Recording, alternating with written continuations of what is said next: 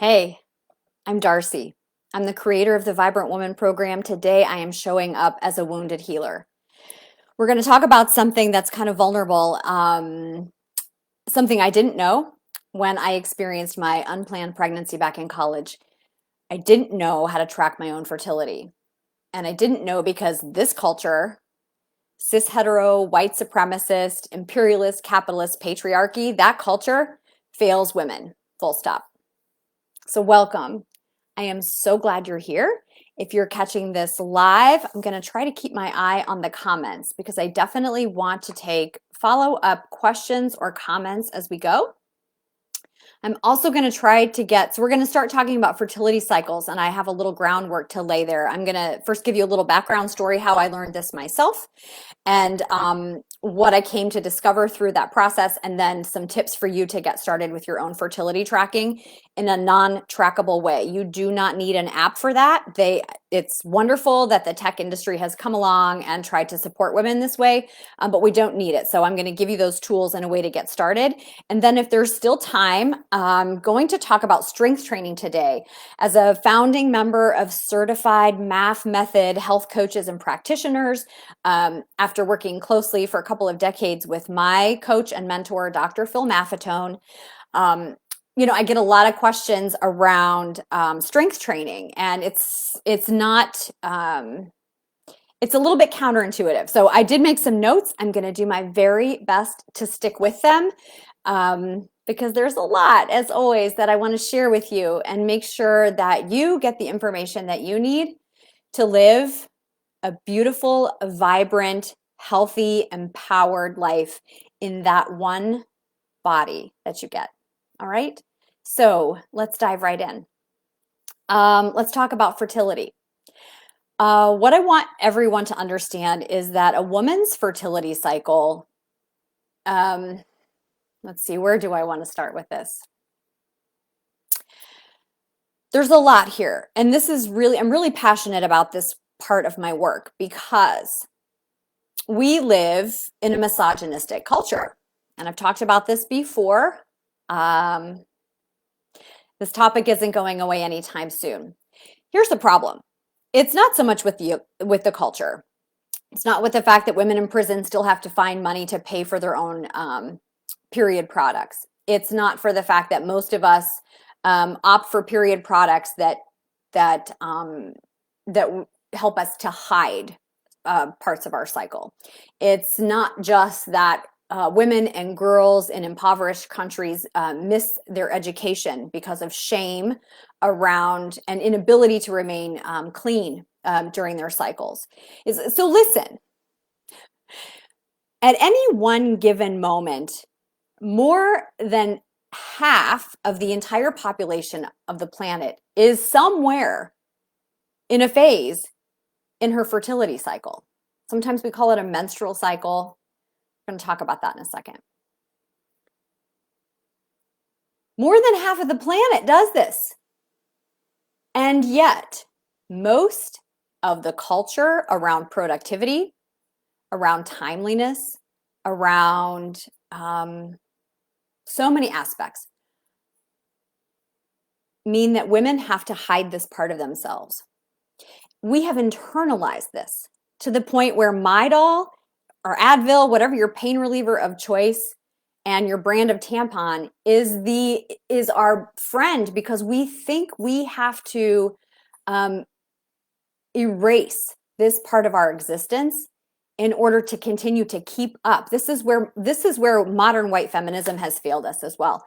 We do not need to earn our way to be more like men. We need a paradigm shift. I'm here for it. I hope you're here for it. Let's just get right into the nitty gritty then. I want to help women understand that there is a very simple, no nonsense, easy tech way to track your fertility cycle. And I'm going to make the case for why I think everybody should be doing this. All right. And also, if we're going to complain a little bit or a lot that our men do not know and understand and therefore cannot support us, in our different needs at different places in our cycles, then actually this is going to be on us as well. So men, if you're listening, you need to be learning from the women in your lives. And women, we need to make sure we're not hiding this from our sons, from our husbands, from our brothers. This is all very natural. We are not like nature. We are nature. Okay, so getting back into the truth of the body and letting that guide our lives, the shape of our lives. It's a beautiful thing. All right, so let's start. The reason I want everyone tracking their fertility cycles for a few reasons. This information, it's very important information about the overall state of a woman's health, okay? So this helps us not only with conscious conception and family planning, very important for that. That's why I'm doing this now. Women need to be empowered to be able to have the choice and the sovereignty around their own bodies. This seemed to me to be a very good first step, especially when I see a lot of people, really in a state of terror around things that are happening, decisions that are being made without our consent, without our control, without our voices. Also, it's really important to understand that up until now, we've been led to believe that we kind of had two choices, like to either just kind of leave it to chance whether we're going to be sexually active and therefore potentially experience a pregnancy or an unwanted or unplanned pregnancy, or we have to sort of so that's disempowering. We've been led to believe that the only other way is like to put all of it in the hands of the medical industry and the pharmaceutical companies. That's also disempowering. So I'm inviting us to that, what we would call in sacred spirituality, the middle third. Okay. The third option is both of those actually control us. And this is also not to say that if you are on contraception or on the pill or have been, that is a wrong choice. Listen, I advocate always 135% of the time advocate for a woman's choice. You know what's right for you. In my private practice, in my Vibrant Woman course, all of the projects that I put out into the world involve some level of helping women tune into their bodies so they can discern. Bodies do not lie. They know. And when we tune into that, we are tapped into the source of power and intuition and guidance in ways that are just are not available to us when we put our authority outside. Okay, so it's not that contraception is bad or wrong. But there are some people it doesn't work for. And one of the reasons is that pharmaceuticals actually have the wanted effects. They also have unwanted effects. For a lot of women, there can be problems with contraception in terms of hormone imbalance, in terms of like nutrient absorption, vitamin deficiencies, all kinds of other things can have sort of trickle-down effects for that. So I work with a lot of women who are actually concerned about that. That was one, I was concerned about that. I had pretty much, if there's going to be a side effect or an unwanted effect, I get it. And so I needed to find another way. All right. So this information is going to help you with your conscious family planning, being in control of your own fertility, knowing how to do that. But it's also going to help you to discern your overall hormone balance, okay? Which is like, it's like a window into the overall health of your body. So this tells us about your overall health and well-being. It can help to guide our fitness training, whether we're going to do more aerobic-based training and cardio stuff, whether we need to do more strength-based training, and I'll talk more about that at the very end today if there's time. So this helps to guide our decisions around our fitness and our training. It also helps us to get a view into nutritional needs. And nutrition is the foundation of health in the body. There is a lot we can do with nutrition to help women recover their hormone balance. So this is all connected. It also has everything to do with your creativity, which for women flows in cycles, big surprise. It's supposed to do that. And it also really is impactful for understanding phases and cycles of productivity and work-life balance for women, because we are very unique creatures. Nature made us this way. And so this is really, in my experience, a very, very powerful tool, not just for knowing when your period is coming, when you're fertile, how to make choices about your sexual activity. But this is also really important for planning your life. for understanding why you feel the way you do sometimes, for allowing yourself to have the rhythm and flow that supports you. So let's get started. I usually only teach this in my Vibrant Woman course. It will be coming up again this fall where we go much, much deeper, but I wanted to take a few minutes here today to help anyone and everyone who is interested in taking charge of her own fertility and knowing that you can actually have the tools to do it. All right, so let me show you. I've actually printed, you can use plain graph paper. These are the tools you need. Or you can, I do print mine. I have access to a printer. If you don't, we've got public libraries with access to printers. The concern that I'm hearing is trackable, right? So we don't want these things in our hard drives, some of us. We may not want them on phone apps. You can certainly keep track of it on paper though, and I will advocate very strongly that you do. The reason this method will work to help you find the pattern and the rhythm of your fertility cycle is because it's going to give you, this is like biofeedback. This is going to be like a visual map, a story of what is happening with your body. Okay, so this is a BBT chart, one of my favorites that I just print online. I'm happy to provide that link for anyone interested in it. You could also use a plain sheet of graph paper, and I'll talk about the details here in a minute. So you definitely need a place to write it down, and you need a very simple digital BBT thermometer. BBT, basal body temperature. They're slightly different than the ones that are used for illnesses. This one, it goes to 2 decimal places. The fluctuations that we are looking for in a woman's basal body temperature are very subtle, and they're very important that we notice those the changes. So you need that 2nd decimal place. All right, that's all you need. These cost about $8 at Target. Okay, so here's what I want to explain for just a minute. And for some of you, this will be redundant, but I want to start with some basics because knowing how this culture fails women, I'm not going to make any presumptions about anybody's starting point in terms of their fertility cycle and their hormone balance. So I'm going to start in the basics, all right? A woman's fertility cycle has 4 phases. And I'll name them. It's not important that you know the names, not at all important that you know the words, just important that you know we basically divide it up into 4 phases. The first phase, so day 1 of a woman's cycle, what I'm going to encourage you to begin calling day 1 is the first day of bleeding. Not necessarily spotting. Some of us will spot before we bleed, but that day when you know it is on, your period is on, day 1.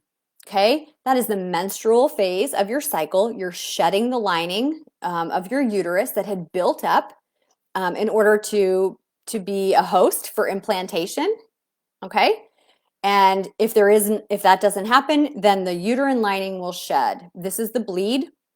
This is what people think about when they talk about a period or a cycle. And a lot of us are only concerned about this. We kind of want to know when it's going to happen. We want to plan our beach time and vacations and sexy time. You know, we want to plan our lives around to avoid this phase. I'm going to invite us to lean in a little bit and see the beauty of every part of our cycle because it all has a purpose and it has something to teach us about ourselves. So anyway, I will try to be as brief as I can. Menstrual phase starts day 1 when you bleed. A lot of us, it's normal to bleed anywhere from 3 to 7 days. Anything from light bleeding to heavy bleeding, it's all normal. Then we're going to enter into the follicular phase, which is when a follicle inside one of your ovaries begins to develop. Okay, so this is when we begin to be fertile. This is what I want women to understand. A lot of us just think that you can get pregnant at any time. You can get pregnant when you have an egg available to be fertilized. That's when you can get pregnant, okay? An egg typically lives for 12 to 24 hours. So to be honest, and the people who are using this information in order to try to get pregnant, they know how frustrating this can be. For them, their fertile time isn't wide enough, right? Because you've got to just hit that window. Here's what complicates it. Sperm live longer than the egg. They can live anywhere from 3 to 7 days. The host environment most friendly for sperm long-term survival is thick, sticky, stretchy cervical mucus produced by the woman's body. They allow the sperm to swim and survive and hang out and wait for that egg. That's typically when conception happens because the sperm has got to be there and be ready, pretty much. It's a long way to go for folks of that size. All right. So the follicular phase will start after your bleed. What a lot of women notice, and then after that's going to come ovulation. When the egg actually pops out of the ovary, that's ovulation. That egg is made available. Here's what I want you to understand. The temperatures in your body are going to change through these different phases of your cycle. So what we do is we begin to take our basal body temperature every single day and track those temperatures. Now, in the beginning, this doesn't look like much, okay, which is maybe why some people get frustrated using it. Do not give up. We need at least 2 months, sometimes more if you have an irregular cycle, to begin to let those temperatures and the graph that they make tell the story of your body's hormonal activity. When we combine that changing temperature in that graph with other things that we notice about the body, things like the amount and type of cervical mucus, dreams, desires, your libido, so your interest in sexual activity, all of those things. Combine that with some of the things outside us that impact our body, things like the moon cycle, the phase of the moon, and the seasonal cycle, where we are in the seasons. As we begin to put all of this together, it's very, very simple to look at a piece of paper that has these details noted on it across time, across the dates, and to see the story of your body's cycle playing out. When we look back, we'll say, oh, wow, that dip in temperature always precedes the day or two when I'm ovulating. And that rise in temperature always happens right after I felt that. I feel it as a pop. I know exactly when I ovulate. And I've had professionals with white coats tell me it's impossible because ovaries are a ductless gland, whatever. Those people didn't have ovaries that were trying to tell me about my body's experience. So enough of that already, right? Okay, so what I want you to understand is that when we begin to track our body temperature combined with other symptoms, and then you add the layers of seasons and moon cycles and inclinations, there are lots of layers to this, but it's very easy to, on paper, begin to see the pattern and the rhythm of your cycle, okay? To know what's normal for you. So let me recap for just a second because we're going to risk going way over. I could talk about this for days and I would love to. So actually, let me ask you right now, if you're watching this, and especially if you're on replay, ask yourself, would you like to have like a class or two, private class or two? We could gather a few women together and meet, and I can go through this. I could make a PowerPoint. We can look at pictures. We can talk more in depth about each of these 4 phases, how to put this information together, and how to use it to detail what you need to know about your own fertility cycle. See, this will tell us if you're ovulating or not. You can easily see if it's a biphasic cycle where the temperatures go up in the second half of the cycle because the temperature increase is stimulated by progesterone, because progesterone is released from the follicle after the egg. So if you don't have that temperature increase, likely there's not any progesterone, likely you didn't ovulate.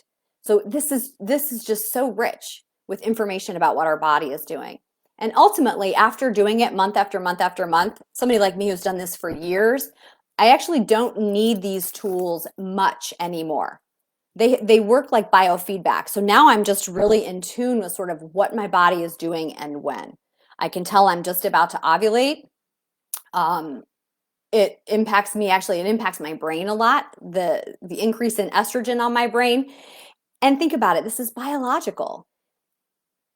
My brain is more interested. It's got a biological imperative, being verbally astute during this time doesn't serve that biological imperative. So it's kind of an obstacle in my work, my professional work, right? But nature has its own ideas.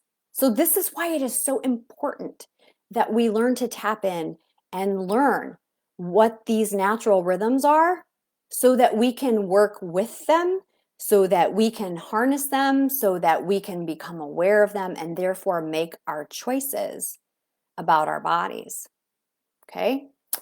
And I'm a little all over the place, and it's because this is a lot, and it's because I'm ovulating. Okay, so here in a couple days after I've ovulated, I'm going to notice a really significant shift in my energy. I'm gonna be far less outgoing. I'm gonna care a whole lot less about what I look like and what I wear. I'm gonna begin to turn in and retreat a bit into myself. I'm gonna be far more verbally oriented. I'll be far more logical, reasonable, less emotional. And I'm not saying being emotional is a bad thing. All of us women need to, we need to scrap a bunch of these bullshit myths that put women down for their very natural existence and abilities. Okay, so we'll just start right there. But so the idea is your energy will change. And then if I come back and match it up, I'll see, oh yes, I've had a temperature change. There's a slightly different pattern now. I've clearly ovulated. This helps us to understand things like if we need to supplement with some hormone. I know I don't necessarily advocate for the typical pharmaceutical hormone replacement therapy, but it's really common in our estrogen dominant world for women to need to supplement with something to balance that estrogen. Some of us will need progesterone in a natural form, and that can only be done at certain phases in the cycle. So it's also really helpful to notice certain medications, certain activities, whether those be physical activities or whether they be intellectual activities. They are more well suited for certain times of the month than others. So this is just a way to sort of put it all in one place, collect the data, begin to notice what is happening, celebrate it, and let that be our norm. I almost said new norm. It's not the new norm. It is the ancient norm. Women are cyclical creatures. Okay. So I want to just go back for a minute. I want to step back and I want to recap. Here's what I'm suggesting that you do. Get a basal body temperature thermometer. Take your temperature every single morning at the same time before you get up, before you move much at all, because that will impact it. Okay? So basically keep this by your bed, stick it in your mouth until it beeps, and then you're going to write that number down. Then you're up and free to do your day. If you have days of the week where you're sleeping in, just set the alarm and take the temperature anyway, and then you can go back to sleep. But we need to get a baseline, your basal body temperature, okay? Then what you're going to do is collect those. You can either do it every day, or what my daughter Haley does is just keep a note by the bed, and then once every week or so, she'll transplant all of those onto a graph. Okay, and a good BBT graph is going to go from about 97.0 at the bottom in tenths, so 97.1, 97.2, all the way up to about 99 at the top. This is only a 2-degree range, but when you look at the tenths or hundredths, actually is what we're going to look at, you are going to see a real pattern emerge over time. Okay, what's typical? In the first phase of your cycle, when you're bleeding in the menstrual phase, we're going to have low temperatures. The body tends to be colder then. Then we're going to see during the follicular phase, as your body is becoming ready to be fertile, that lasts for a few days. This is when we tend to have that sticky cervical mucus. It's kind of stretchy, like egg white consistency. It's also when a lot of women are very interested in being sexually active. This is nature. The temperatures can begin to bobble around a bit, okay? And then we have the ovulation moment. It's a day or two in there that you can feel. Some women will feel it, some pain in their middle. Some women will actually bleed a little bit. There's a lot of reasons for this. We're not going to go all into all of that in this simple Q&A session today. But during that ovulation phase, so it's leading up to ovulation. Remember, sperm live 3 to 7 days. And about the day after ovulation, that's your fertile window. And that's what you need to know. And that's when you're fertile. So for a lot of us, when we begin to understand this, then we can see after ovulation, the temperatures should rise. And they won't stay steady. They'll bobble around a bit too. But there should be a distinct pattern between the post-ovulation temperatures and the pre-ovulation temperatures. And here's the trick. Here's what you need to understand. If you're looking to get pregnant, you're looking for those temperatures to rise and stay high. You need to know about how many days until, so it's typically then 2 weeks about 14 to 16 days in the luteal phase of your cycle. That's the part between ovulation and when your menstruation starts again, starts over at day 1. During that part of your cycle, you're not fertile. If the egg is come and gone, you're not fertile. Okay, so this is important for us to know. It's also important to know that if you're concerned about being pregnant, if you want to be pregnant, that's the part of your cycle where you can take a pregnancy test, where you can find out if you're pregnant. And when your cycle starts over with that first bleed on day 1, you know, that's a 2-week wait for most of us. Here's what else happens. If that period comes early, that's what we would call a shortened luteal phase. That has a whole host of causes. That tells us a lot about the hormone balance. It tells us a lot about progesterone that's available. It explains a lot in terms of, brain function for a lot of women, which is emotions, memory, sleep. So this is a window into, for a lot of women that have sleep disturbances or memory, brain fog, that kind of thing, we see a shortened luteal phase. And that's telling us that what's causing that shortened luteal phase and the symptoms, the neurological symptoms, is a hormone imbalance. So this begins to tell the story. It helps us to track the cause. It helps us to know what is happening in the body, when it's happening, and it helps us to understand then what's normal for us. So when I hit my burnout really hard, and my thyroid went down, my adrenals went out. Of course, I experienced a whole bunch of, my period had stopped, and we didn't exactly know why. So beginning to track absolutely made it possible for me to see what was happening, which parts of the cycle were normal, where things were going offline. And as I began to improve my health, that was the first indication. It was like a literal visual indication of how I was getting better. And I could begin to see when I started to ovulate again. And that was an indication that things with my hormone balance were improving. But so the point is, this tells the story. And it's simple to do. And I think we all need to have that awareness of ourselves and our bodies. If we don't see a clear pattern emerge within about 2 months of BBT tracking in this way, then I do think it's important to look at other aspects of health. And this is important whether you're wanting to conceive or wanting not to conceive. The point is, a healthy cyclical hormone balance is a really important foundation for women in so many ways. So we don't want to take the risk of leaving a subtle hormone balance untreated and unaddressed, right? So I think that's also really important to say. I want to say this as well for a lot of women who, that was quick. So what I really would love to do is, if there's interest, I'm going to create a workshop around this. And what we'll do is make it 1 or 2 sessions private. We'll do a group on Zoom, and this way everybody can see each other. I can present clearer pictures, and we can all begin to map out our own BBT charts. We can ask questions and support each other.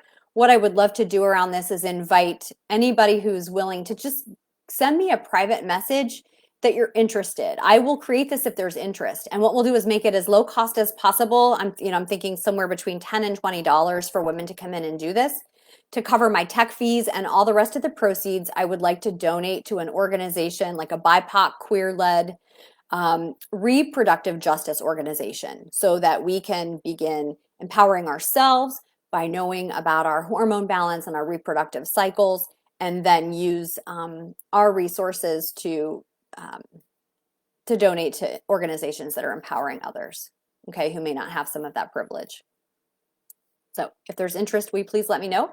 I'm more than happy to do it. We'll put this together in the next couple of weeks, and we could meet in July and go more in depth on this fertility cycle tracking and the specifics that you need to do. So in general, get your thermometer, keep track, get it on a chart, and then really what we need to do is, after we've been charting for a few weeks, we need to take a look at those the temperatures in that chart and begin to explain like how that's telling the story. If you ovulated or not, if your luteal phase, is long enough, how your menstruation is, and then begin to connect that physiological data to the lived experience in your body, which will include creativity and emotions and sleep and all of that, all the layers there, so that you then begin to connect those two and have a more intuitive, informed, solid, knowledgeable understanding of what your body's doing, when she's doing it, why she's doing it, and how that empowers your choices around your reproductive life and your sexuality and your fertility. Because here's the thing, people, beautiful women, there is so much messaging in our culture that belittles this part of our lives. And I don't even want to say it like this is a part of our lives. This is your life in this body. It's natural. And so a lot of us have internalized that. And if we're not fertile, we feel broken, or if we're too fertile, we feel broken, or we hate our periods, we call it the curse. None of that is true. What your body is doing is absolutely brilliant. And it's beautiful. And it's natural. And you have every right to find a way to learn to love it and enjoy every single bit of that. But we can't do it out loud in that culture out there without feeling kind of vulnerable. So I propose we create more safe spaces where women can be very open and honest about their cyclical nature. I mean, I say it all the time. I'm ovulating today, so, I'm not that articulate, or, I'm on my period now. Here's the thing, tampons and pharmaceutical contraception has empowered women in certain ways. But I'm going to propose there's another layer and another paradigm of empowerment that I want to invite us to step into.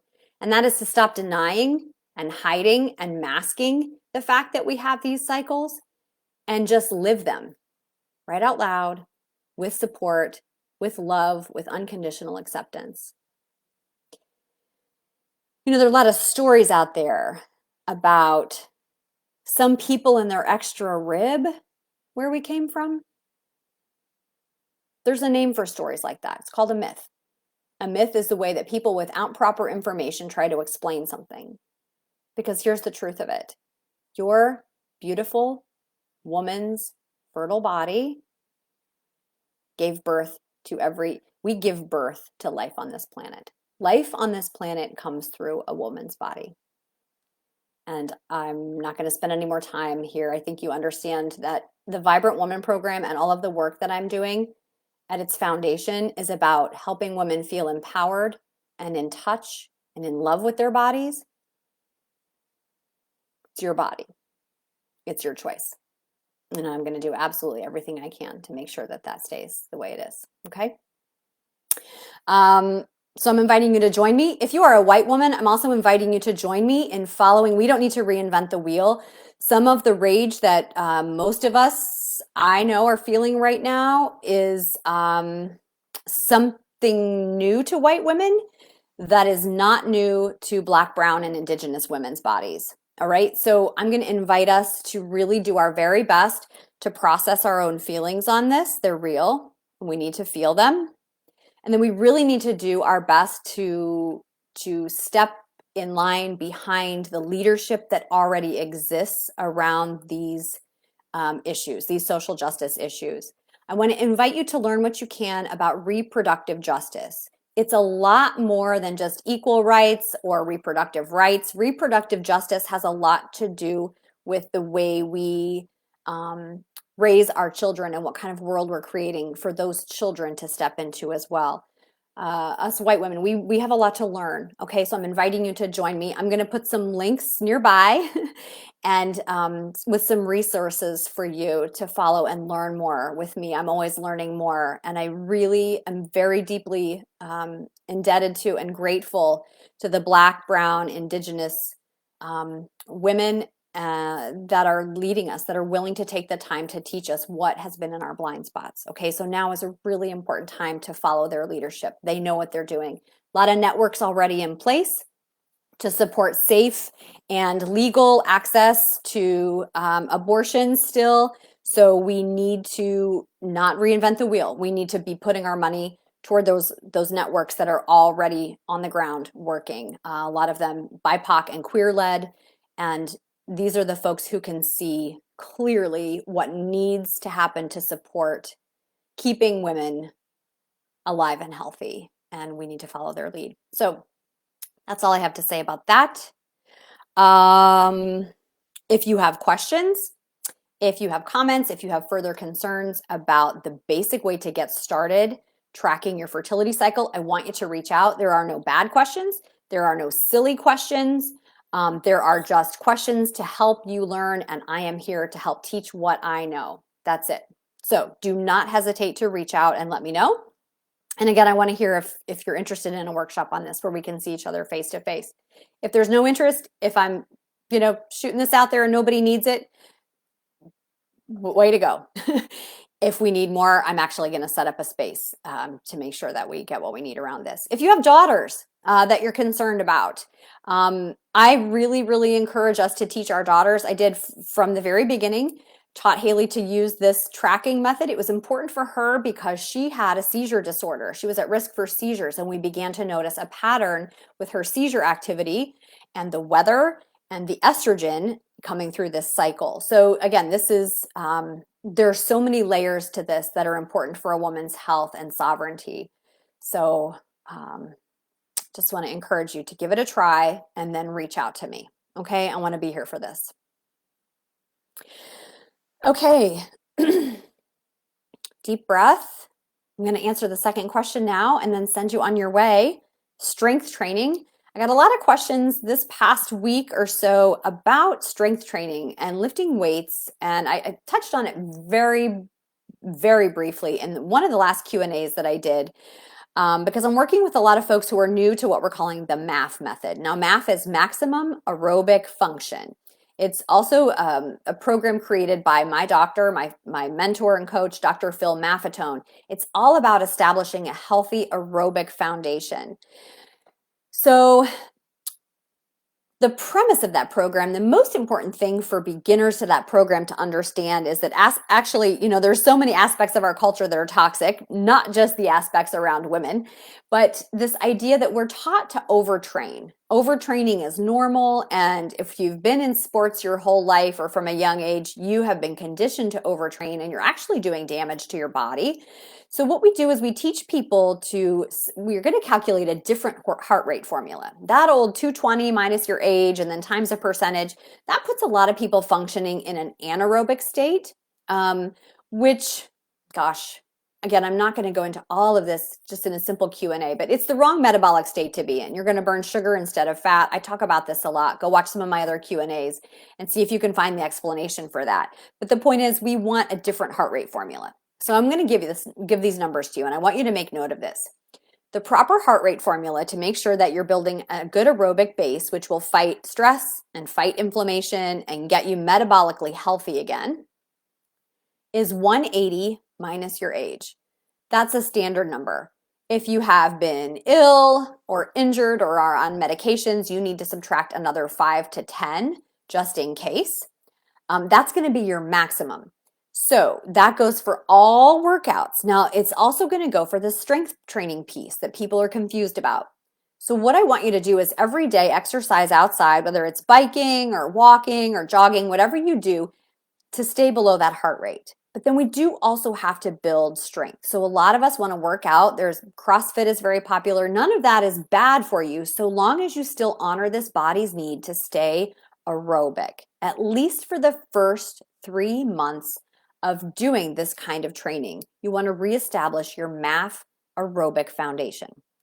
Stay under that heart rate. So it really is simple. Absolutely, strength training is important. Weightlifting, we can do it with the resistance in our own bodies through practices like yoga, or you can do it at the gym. So the way to do it is to make sure that you're monitoring your heart rate. In order to stay under that target heart rate with typical weightlifting activities, my experience and the experience of lots of folks who I coach and work with is simply to do a heavier weight and fewer reps. So as you notice that your number of your heart rate elevating toward that max, you just want to go ahead and stop. For a lot of us, that's somewhere between 5 and 6 reps. So the heaviest weight that you can lift 5 to 6 times without going over your heart rate. And of course, as you get stronger, that weight is going to change. It's going to increase. So we want you to increase the weight, but not the reps. And here's the reason for that. Again, this is a paradigm shift. Are you ready? You need to sit down. Are you sitting down? Okay, it's a paradigm shift. So you might have to hear this again. We're not interested in tearing apart damaging muscles so they build back bigger. What we're really doing is teaching the brain to communicate with the muscles to contract more muscle fibers simultaneously. That's what strength is. There are plenty of muscles there. The brain is not interacting with them. So when we do this is Phil's method, he calls it slow weights. And there's actually, if you're interested, reach out. I can send you a link to an ebook that you can read about this and go deeper. So this is really neurological. It's fascinating. It's safer. It's more effective. It has better long-term effects. It has fewer negative impacts on our stress and inflammation, which is what a lot of anaerobic workouts tend to do. So I'm going to recommend that you do your strength training under your target heart rate, heavier weight, fewer reps, and get that brain and those muscles firing together to create more strength, not just more bulk. Okay? Really important. I also want to ask you to make sure that you're doing whole body natural activities when possible.